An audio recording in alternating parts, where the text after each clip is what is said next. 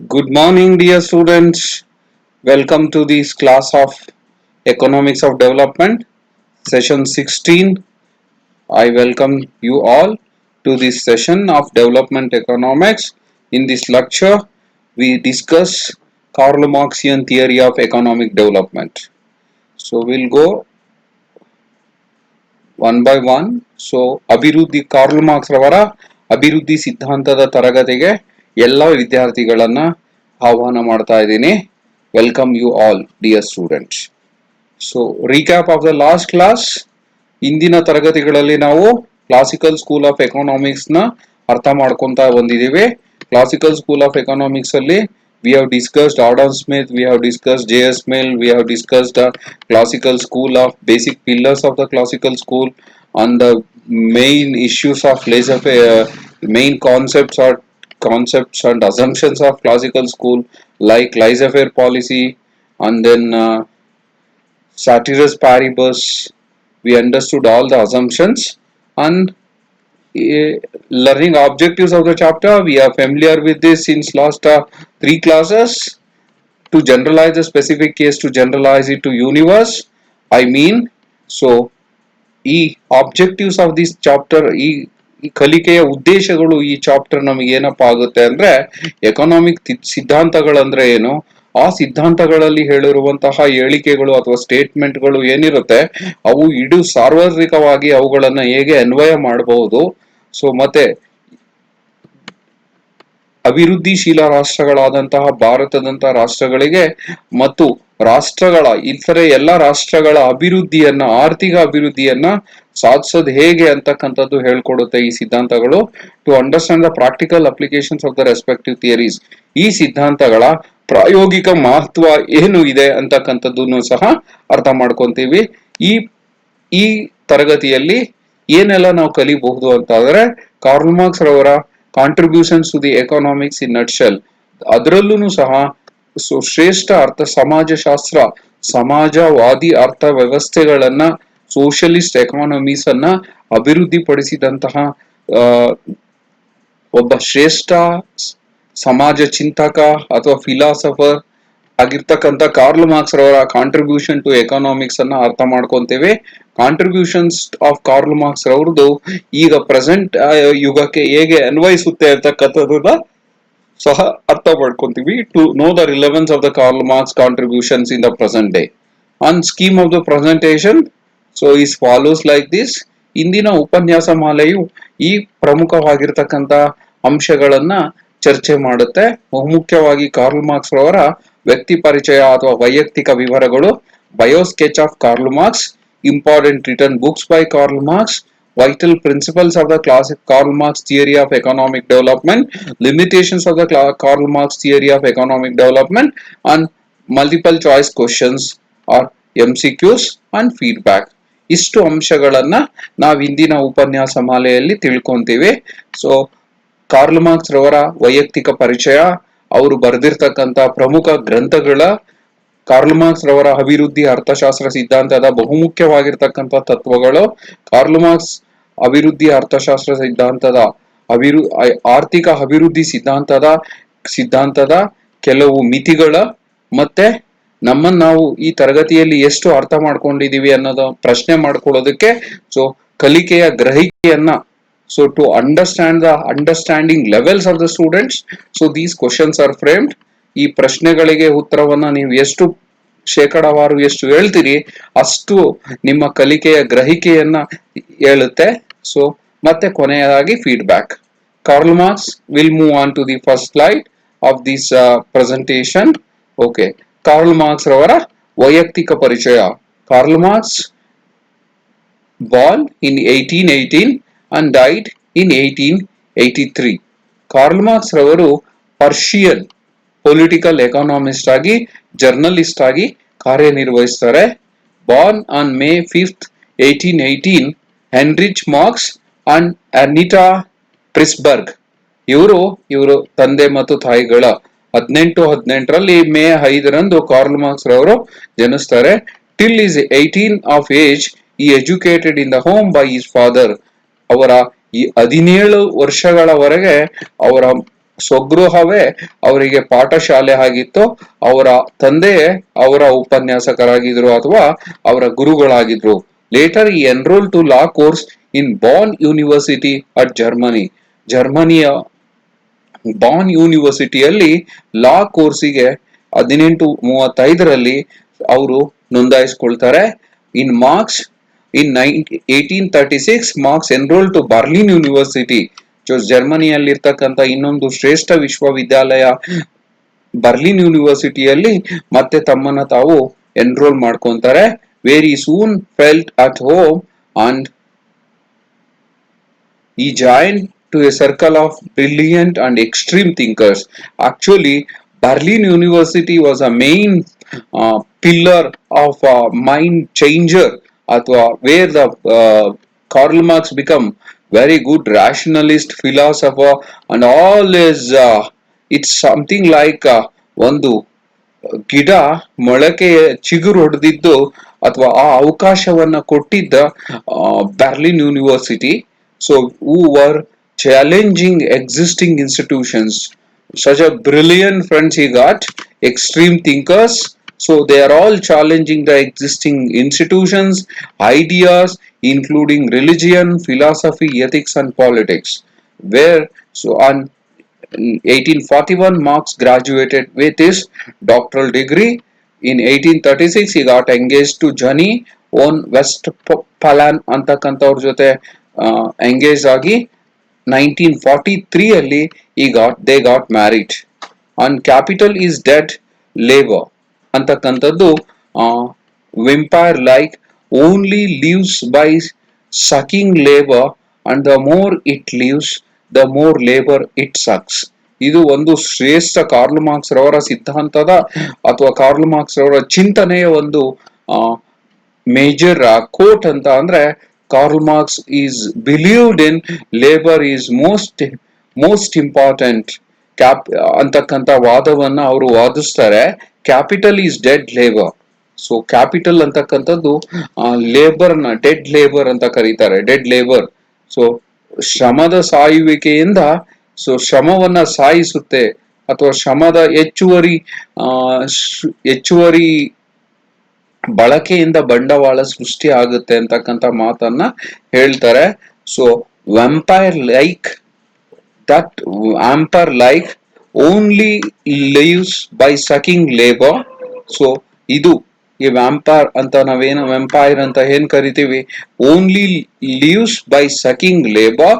Capital survives only by sucking the labour and more it lives. ಇದು ಹೆಚ್ಚು ಬದುಕುತ್ತೆ ಯಾವುದ್ರಿಂದ ಅಂದ್ರೆ it more labours it sucks. ಬಂಡವಾಳ ಉಳಿಯುವುದು ಹೆಚ್ಚು ಶ್ರಮವನ್ನ ಎಕ್ಸ್ಪ್ಲಾಯ್ಟ್ ಮಾಡೋದ್ರಿಂದ ಅಂತಕ್ಕಂಥ ವಾದವನ್ನ ಇಲ್ಲಿ ನಾವು ಅರ್ಥಕೋಬೇಕು.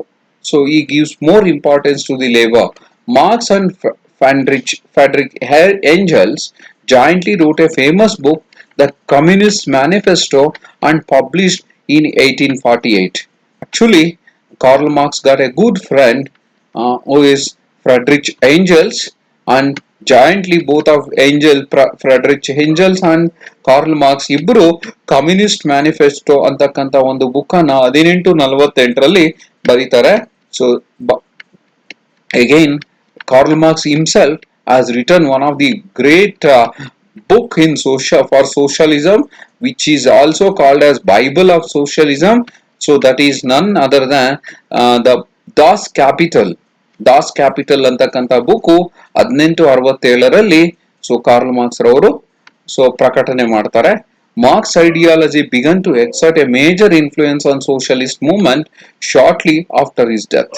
Actually, ಮಾರ್ಕ್ಸ್ ನ ಎಲ್ಲ ಆರ್ಥಿಕ ತತ್ವಗಳು, ಅವರ ಯೋಚನೆಗಳು, ಅವರ ಫಿಲಾಸಫಿ ಎಲ್ಲ ಅಂಶಗಳು ಅವರ ಸಾವಿನ ನಂತರ ಏನಾಗುತ್ತೆ, ಇಡೀ ಜಗತ್ತಿನಾದ್ಯಂತ ಸಮಾಜವಾದಿ ಚಿಂತನೆಯನ್ನ ಹುಟ್ಟು ಹಾಕುವಲ್ಲಿ ಮಾರ್ಕ್ಸ್ ರವರು ಕಾಂಟ್ರಿಬ್ಯೂಷನ್ ತುಂಬಾ ಶ್ರೇಷ್ಠ ಅಂತಕ್ಕಂಥದ್ದನ್ನ ನಾವು ಮರಿಬಾರ್ದು.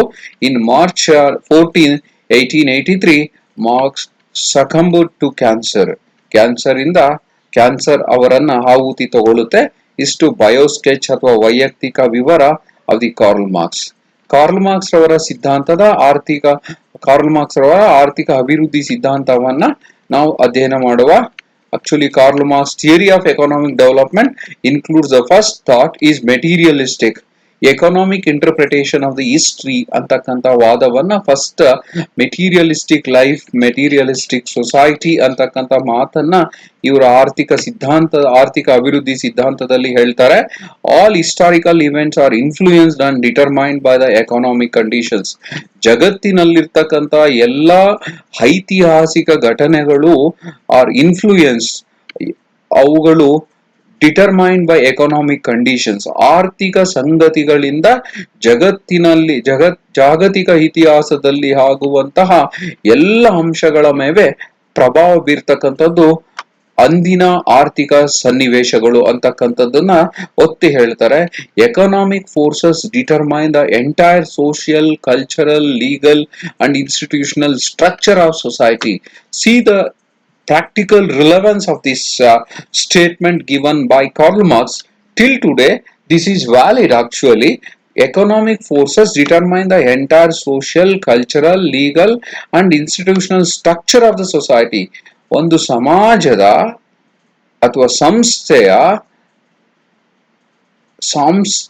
ಸಂಸ್ಕೃತಿಯ ಬುನಾದಿಯ ತತ್ವಗಳು, ಸಾಂಸ್ಥಿಕ ಸಂರಚನೆಯು ಆರ್ಥಿಕ ಸ್ಥಿತಿಗತಿಗಳಿಂದ ನಿರ್ಧರಿಸಲ್ಪಡುತ್ತದೆ ಅಂತಕ್ಕಂಥ ಮಾತು ತುಂಬಾ ಪ್ರಾಯೋಗಿಕ ಮಹತ್ವವನ್ನ ಇಂದಿಗೂ ಸಹ ಪಡೆದಿದೆ. Economic forces are fundamental and vital which shape the structure of the society.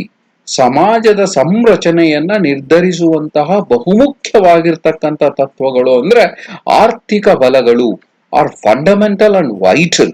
ಆರ್ಥಿಕ ಶಕ್ತಿ, economic forces are more fundamental and vital. Till this sentence is valid, it was valid in 18th century, it is valid, it was valid in 19th century. After 2 centuries also, this is valid even the current day, and it will be having its own practical relevance till the end of this universe. ಇದು ಬಹುಮುಖ್ಯವಾಗಿರ್ತಕ್ಕಂಥ materialistic life ಅಥವಾ materialistic society ಬಗ್ಗೆ Karl Marx ರವರು ಹೊಂದಿರತಕ್ಕಂಥ ಒಂದು ಅಭಿವೃದ್ಧಿಯ ಸಿದ್ಧಾಂತದ ಬಹುಮುಖ್ಯವಾಗಿರ್ತಕ್ಕಂಥ ಪ್ರಥಮ ಹಂತ. ಆದರೆ the theory of surplus value. Karl Marx surplus value ಅಂತಕ್ಕಂಥ ಒಂದು ಬಹುಮುಖ್ಯವಾಗಿರ್ತಕ್ಕಂಥ ಪರಿಭಾವನೆಯನ್ನ ಮಂಡಿಸಿದ್ದಾರೆ. Surplus value is nothing but extra labour. Labour ಇಂದ ಹೆಚ್ಚುವರಿ ಗಂಟೆಗಳ ಕಾಲ ದುಡಿಸ್ಕೊಂಡು ಆ ಲೇಬರಿಗೆ ಕೊಡ್ತಕ್ಕಂತಹ ವೇತನ ಏನಿರುತ್ತೆ, subsistence level wages. For example, A labour is working 10 hours in an industry ಅಂತ ಅಂದ್ರೆ ಅವನಿಗೆ ಕೊಡ್ತಕ್ಕಂತ ಪಗಾರ ಅಥವಾ ವೇತನ ಪ್ರತಿಫಲ ಏನಿರುತ್ತೆ ಅದು 6 ಗಂಟೆ ಕೊಡ್ತಾರೆ. ಉಳಿದೇ ಇರ್ತಕ್ಕಂತ 4 ಗಂಟೆಗಳದ ಅದು 6 ಗಂಟೆಗೆ ಕೊಡುವಂತಹ ಅವನಿಗೆ ಕೊಡ್ತಕ್ಕಂತ ಕೂಲಿ ಅಥವಾ ವೇತನ ಏನಿರುತ್ತೆ ಅದು ಅವನ ದಿನನಿತ್ಯದ ಅವನ ಅವಶ್ಯಕತೆಗಳನ್ನ ಪೂರೈಸುವಷ್ಟು ಸಾಕಾಗುತ್ತೆ. ಇದು ಉಳಿದಿರ್ತಕ್ಕಂಥ 4 ಗಂಟೆಗಳ ಹೆಚ್ಚುವರಿ ದುಡಿತ ಆಫ್ ಲೇಬರ್ ಏನಿರುತ್ತೆ ಅದು ಬಂಡವಾಳಶಾಹಿದಾರರ ಅಥವಾ ಉತ್ಪಾದನಾಗಾರರ ಹೆಚ್ಚುವರಿ ಲಾಭಕ್ಕೆ ಸೃಷ್ಟಿ ಆಗುತ್ತೆ. ಇದನ್ನೇ ಕಾರ್ಲ್ ಮಾರ್ಕ್ಸ್ ರವರು ಏನಂತಾರೆ, ಸರ್ಪ್ಲಸ್ ವ್ಯಾಲ್ಯೂ ಅಂತ ಕರೀತಾರೆ. Surplus value is one of the most dangerous weapon which is the main motto of the capitalist economies ಅಂತಕ್ಕಂಥ ಮಾತು ಇಂದಿಗೂ ಕೇಳಿ ಬರ್ತಾ ಇದೆ. ಸೊ ಇದು most important issue or concept which is being developed by Karl Marx theory of economic development. ಮೂರನೇ ಅಂಶ capital accumulation, ಬಂಡವಾಳದ ಸಂಗ್ರಹಣೆ ಅಥವಾ ಕ್ರೋಢೀಕರಣ. Karl Marx in his famous book Das Kapital explains that it is surplus value that leads to capital accumulation. So surplus value which is accumulated to the entrepreneur by giving only subsistence wages and the rent and the interest, the entire remaining portion is left over with the entrepreneur. That is surplus value that accumulation of the surplus value leads to capital accumulation ಅಂತಕ್ಕಂತ ಮಾತನ್ನ ಹೇಳ್ತಾರೆ. ways of capital accumulation ಹೇಗಪ್ಪ ಆಗುತ್ತೆ ಅಂದ್ರೆ increasing the working hours of the labor. So capital accumulation is one of the most important concept of the economic development which was being explained by the Karl Marx. So capital accumulation will happen by increasing the working hours by decreasing the number of hours required to produce labor subsistence. either working hours ಅನ್ನ ಹೆಚ್ಚಿಗೆ ಮಾಡ್ತಾರೆ, decreasing the number hours required to produce labour ಸಬ್ಸಿಸ್ಟೆನ್ಸಿಗೆ ಬೇಕಾಗಿರ್ತಕ್ಕಂಥ ಅವಧಿಗಳನ್ನ ಕಡಿಮೆ ಮಾಡಬಹುದು by increasing the productivity of labour. So ಶ್ರಮದ ಉತ್ಪಾದಕತೆ ದಕ್ಷತೆಯನ್ನ ಹೆಚ್ಚಿಸುವುದು, ಟೆಕ್ನಾಲಜಿಕಲ್ ಚೇಂಜಸ್ ಮಾಡಿ ಹೆಚ್ಚು ಹೆಚ್ಚು ತಂತ್ರಜ್ಞಾನವನ್ನ ಬಳಸ್ಕೊಂಡ ಕಡಿಮೆ ಶ್ರಮವನ್ನ ಬಳಸೋದ್ರ ಮೂಲಕ ಏನ್ ಮಾಡಬಹುದು, ಕ್ಯಾಪಿಟಲ್ ಅಕ್ಯುಮುಲೇಷನ್ ಮಾಡಬಹುದು ಅಂತಕ್ಕಂಥ ವಾದವನ್ನು ಸಹ ಯಾರು ಕಾರ್ಲ್ ಮಾರ್ಕ್ಸ್ ರವರು ತನ್ನ ಅಭಿವೃದ್ಧಿ ಸಿದ್ಧಾಂತದಲ್ಲಿ ಎಕ್ಸ್ಪ್ಲೈನ್ ಮಾಡ್ತಾರೆ. ಕ್ಯಾಪಿಟಲ್ ಕ್ರೈಸಿಸ್ ಬಂಡವಾಳದ ಆಘಾತ ಅಥವಾ ಬಂಡವಾಳದ ಹಿಂಜರಿತ ಅಥವಾ ಬಂಡವಾಳಕ್ಕೆ ಇರ್ತಕ್ಕಂಥ ಕೊನೆ ಅಥವಾ ಅವನತಿ, ಬಂಡವಾಳದ ಅವನತಿಯ ಹಂತ ಅಂತ ನಾವೇನ್ ಕರಿತೀವಿ. Karl Marx explains that after certain level, ಒಂದು ಹಂತದ ನಂತರ ಲಾಭಾಂಶಗಳು ನಿರಂತರವಾಗಿ ಬೀಳುತ್ತಾ ಹೋಗುತ್ತೆ. During the phase of declining profits, ಬಂಡವಾಳವು ಯಾವುದು ಕೆಲವಾರು ಸನ್ನಿವೇಶಗಳಿಂದಾಗಿ ಬೀಳುತ್ತಾ ಹೋಗುತ್ತೆ, ಆ ಲಾಭಾಂಶದ ಡಿಕ್ಲೈನಿಂಗ್ ಸ್ಟೇಟ್ ಇಂದ ಏನಾಗುತ್ತೆ, capitalist increase the degree of exploitation of the workers. Capitalist ಏನಾಗುತ್ತೆ, ಪ್ರಾಫಿಟ್ ಡಿಕ್ಲೈನ್ ಆದಾಗ they start increasing the degree of exploitation, ಹೆಚ್ಚು ಹೆಚ್ಚು ವರ್ಕಿಂಗ್ ಕ್ಲಾಸ್ ಅನ್ನ ಶೋಷಣೆ ಮಾಡ್ತಾ ಹೋಗ್ತಾರೆ. By adapting either by reducing the wages or prolonging the working day. ಈಗ ಮಾಡ್ತಾ ಹೋಗ್ತಾರೆ. This is one of the major feature of capitalist economies, ಅಥವಾ ಆಗ ಪ್ರಸ್ತುತ ಅಸ್ತಿತ್ವದಲ್ಲಿರ್ತಕ್ಕಂಥ ಎಕಾನಮೀಸ್ ಅಲ್ಲಿ ಈ ಕ್ಯಾಪಿಟಲ್ ಕ್ರೈಸಿಸ್ ಅಂತಕ್ಕಂಥದ್ದು ಆಗುತ್ತೆ. ಡಿಕ್ಲೈನಿಂಗ್ ಪ್ರಾಫಿಟ್ ಆಗುತ್ತೆ, ಅದು ಎಕ್ಸ್ಟ್ರಾ ಲೇಬರ್ ಅವರ್ಸ್ ಅನ್ನ ವರ್ಕ್ ಮಾಡ್ಲಿಕ್ಕೆ ಅಥವಾ ರೆಡ್ಯೂಸಿಂಗ್ ದ ವೇಜಸ್ ಮಾಡ್ಲಿಕ್ಕೆ ಕಾರಣ ಆಗುತ್ತೆ ಅಂತಕ್ಕಂಥದ್ದನ್ನ ಹೇಳ್ತಾರೆ. ಮತ್ತೆ ಕೊನೆಯದಾಗಿ limitations of the Karl Marx theory. Karl Marx concept of historical materialism is inadequate.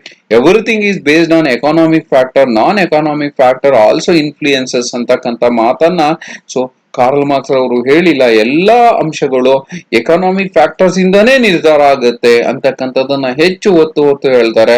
Economic factors ಜೊತೆಗೆ ಬೇರೆಲ್ಲಾ ಅಂಶಗಳು ಇನ್ಫ್ಲೂಯೆನ್ಸ್ ಮಾಡುತ್ತೆ, ಅದನ್ನ ಇವರು ನೆಗ್ಲೆಕ್ಟ್ ಮಾಡ್ತಾರೆ ಅಂತಕ್ಕಂಥದ್ದು ಒಂದು. The theory of surplus value is unreal. Actually Karl Marx focuses mainly labour is sole ಅಂತಕ್ಕಂತ ಹೆಚ್ಚುವರಿ ಹೇಳಿಕೆ ಅಥವಾ ಅಪ್ರಾಯೋಗಿಕ ಹೇಳಿಕೆ ಏನಿದೆ, ಮತ್ತೆ ಸರ್ಪ್ಲಸ್ ವ್ಯಾಲ್ಯೂ ಅಂತಕ್ಕಂತ ಒಂದು ಚೌಕಟ್ಟಲ್ಲಿ ಏನ್ ಅವರು ಎಕ್ಸ್ಪ್ಲೈನ್ ಮಾಡ್ತಾರೆ, ವಿಚ್ ಈಸ್ ಅನ್ರಿಯಲ್ ಅಂತಕ್ಕಂತ ಒಂದು ಲಿಮಿಟೇಷನ್ ಸಹ Karl Marx theory of economic development ಗೆ ಇದೆ. Effects on technological progress is exaggerated. Technological development ಇಂದ, ಪ್ರೋಗ್ರೆಸ್ ಇಂದ ಲೇಬರ್ನೇ ಬಿಟ್ಬಿಡ್ತೀವಿ, ಲೇಬರ್ಗೆ ಸಾಕಷ್ಟು ಮೋಸ ಆಗುತ್ತೆ. Technological progress is not boon to the progress development ಅಂತಕ್ಕಂಥ ಮಾತು ತುಂಬಾ ಓವರ್ ಎಕ್ಸಾಗರೇಟ್ ಆಗಿ ಹೇಳ್ತಕ್ಕಂಥ ಮಾತಾಗಿದೆ.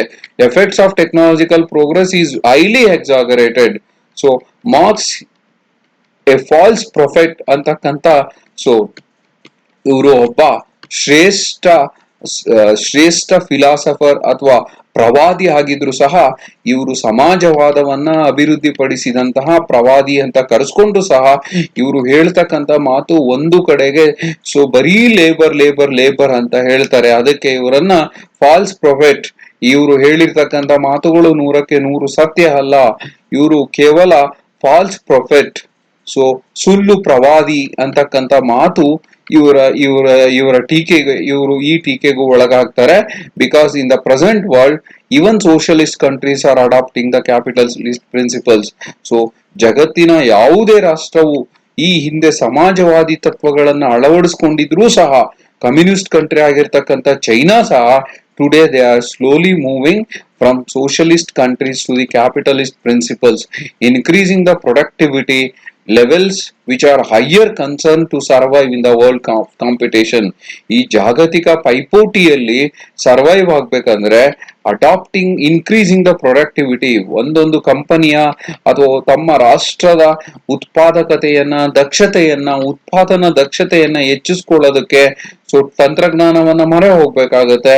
ಅದೇ ತಪ್ಪು ಅಂತಕ್ಕಂಥ ಭಾವಿಸೋದ್ರಿಂದ ಸೊ ಕಾರ್ಲ್ ಮಾರ್ಕ್ಸ್ ಅವರನ್ನ ಎ ಫಾಲ್ಸ್ ಪ್ರೊಫೆಟ್ ಅಂತ ಕರೆಯೋದು ವಾಡಿಕೆ ಆಗಿದೆ.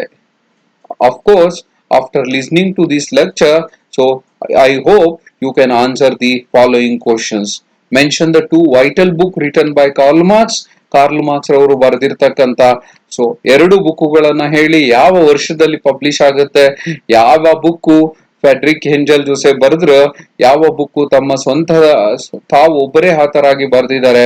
I hope that is very crucial for to crack your even some of the times, many times, even some, not even sometimes, many times it will be asked in some competitive exams also. As a student of economics, you should not forget so the Das Capital, as well as so along with the Frederick Engels has written another book, namely so that is the book Communist Manifesto. ಈ 2 ಬುಕ್ಕುಗಳನ್ನ ಇವರು ಬರೆದಿದ್ದಾರೆ.